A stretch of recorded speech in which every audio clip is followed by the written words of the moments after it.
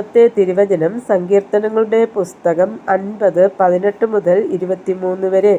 കള്ളനെ കണ്ടാൽ നീ അവന് അനുകൂലപ്പെടുന്നു, വ്യഭിചാരികളോട് നീ പങ്കുകൂടുന്നു, നിന്റെ വായ് നീ ദോഷത്തിന് വിട്ടുകൊടുക്കുന്നു, നിന്റെ നാവ് വഞ്ചന പിണയ്ക്കുന്നു, നീ ഇരുന്ന് നിന്റെ സഹോദരന് വിരോധമായി സംസാരിക്കുന്നു, നിന്റെ അമ്മയുടെ മകനെക്കുറിച്ച് അപവാദം പറയുന്നു. ഇവ നീ ചെയ്തു, ഞാൻ മിണ്ടാതിരിക്കയാൽ ഞാൻ നിന്നെപ്പോലെയുള്ളവനെന്ന് നീ നിരൂപിച്ചു. എന്നാൽ ഞാൻ നിന്നെ ശാസിച്ചു, നിന്റെ കണ്ണിൻമുൻപിൽ അവയെ നിരത്തിവെക്കും.